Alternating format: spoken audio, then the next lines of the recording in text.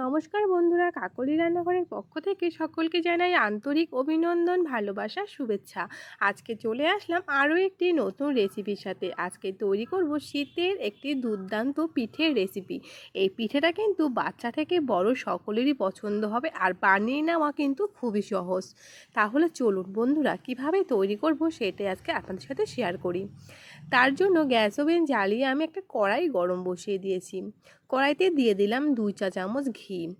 ঘিটা গরম হয়ে গেলে এখানে 1 প্যাকেট সুজি পুরোটাই দিয়ে দিলাম। এইবারে সুজিটাকে ভালো করে ভেজে নিতে হবে। খুব বেশি কিন্তু লাল করে ভাজবো না, হালকা ভালো করে ভেজে নিতে হবে। দেখুন হালকা ভাজা হয়ে গেছে। এইবার আমি এখানে 1 প্যাকেট সুজির জন্য দিয়ে দিলাম 500 গ্রাম লিকুইড দুধ।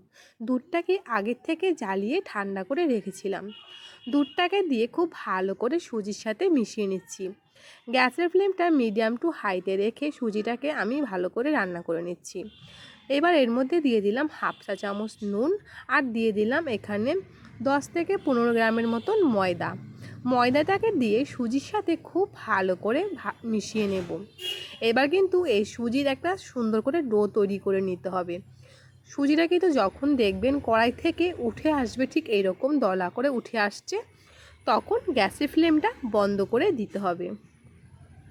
গ্যাসের ফ্লেমটাকে বন্ধ করে এবার আমি এই সুজিটাকে একটা থালাতে নিয়ে নিচ্ছি। সুজিটা কিন্তু গরম অবস্থায় 3 থেকে 4 মিনিট একটু মেখে নিতে হবে।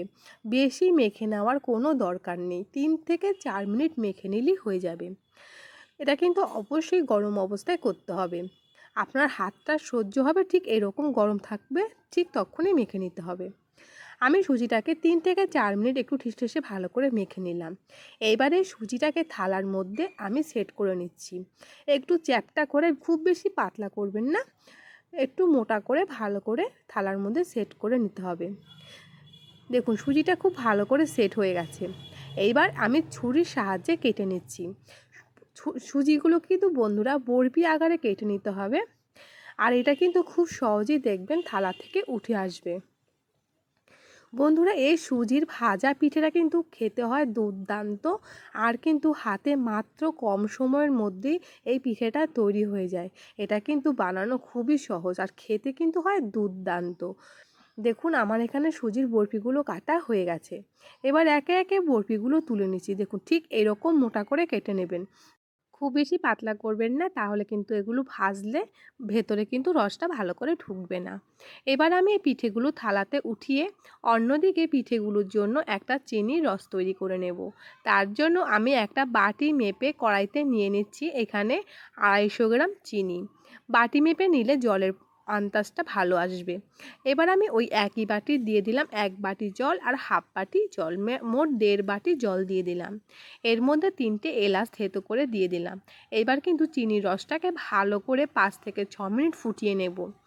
যখন দেখবেন চিনির রসটা তৈরি হয়ে যাবে, গ্যাসের ফ্লেমটাকে বন্ধ করে দিতে হবে। এই রসটা কিন্তু খুব বেশি পাতলাও হবে না, খুব বেশি গাঢ় হবে না। আমার কিন্তু চিনির রসটা তৈরি হয়ে গেছে। এবার গ্যাসের ফ্লেমটাকে বন্ধ করে দেব। অন্যদিকে পিঠেগুলো ভেজে নেওয়ার জন্য আমি আগের থেকে একটা কড়াই গরম বসিয়ে দিয়েছি। কড়াইতে দিয়ে দিলাম বেশ কিছুটা সাদা তেল। তেলটা একটু বেশি করেই দিতে হবে। তেলটা হালকা গরম হয়ে গেলে তেলের মধ্যে দিয়ে দিচ্ছি 1 চা চামচ ঘি। ঘি আর তেল ভালো করে মিশিয়ে আরও ভালো করে গরম করে নেব। এখানে কিন্তু তেলটা খুব ভালো করে গরম হয়ে গেছে। এবার আমি সুজির পিঠেগুলোকে দিয়ে দেব। সুজির পিঠেগুলোকে দিয়ে কিন্তু বন্ধুরা ভেজে নিতে খুব বেশি সময় লাগে না, মাত্র 5 থেকে 6 মিনিটের মধ্যেই ভাজা হয়ে যাবে। গ্যাসের ফ্লেমটা হাইতে রেখেই ভেজে নেবেন। পিঠেগুলোকে আমার দেওয়া হয়ে গেছে। এবার আমি এগুলোকে উল্টিয়ে পাল্টিয়ে ভেজে নেব। একদিকটা ভালো করে ভাজা হয়ে গেছে, এবার আমি অন্য দিকটা উল্টিয়ে দিচ্ছি। পিঠেগুলো কিন্তু লাল লাল করে ভেজে নিতে হবে। একইভাবে কিন্তু বন্ধুরা সমস্ত পিঠেগুলো ভেজে নেবেন। আমি কিন্তু সবগুলো পিঠে ভাজা দেখালাম না, তাহলে কিন্তু ভিডিওটা অনেকটা বড় হয়ে যাবে। পিঠের একদিকটা ভালো করে ভাজা হয়ে গেছে, এবার আমি উল্টিয়ে অন্য দিকটাকেও ভালো করে ভেজে নেব।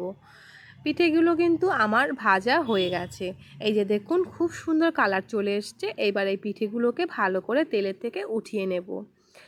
পিঠেগুলো সমস্ত ভাজা হয়ে গেছে। এবার আমি এই পিঠেগুলো চিনির যে রসটা তৈরি করে রেখেছিলাম সেই চিনির রসে দিয়ে দেব। বন্ধুরা, চিনির রসটা কিন্তু আপনারা আঙুল দিয়ে চেক করে নেবেন, উষ্ণ গরম থাকবে ঠিক ওরকম অবস্থায় পিঠেগুলো চিনির রসে দেবেন, তা না হলে কিন্তু পিঠেগুলো শক্ত হয়ে যাবে বেশি গরম থাকলে। এবার আমি পিঠেগুলোকে দিয়ে দিচ্ছি চিনির রসের মধ্যে। এই পিঠেগুলো কিন্তু 30 থেকে 40 মিনিট রেখে দিলেই রসটা কিন্তু ভালো করে পিঠেগুলোর মধ্যে ঢুকে যাবে, আর এই পিঠেগুলো কিন্তু এক একটা ডবল হয়ে যাবে।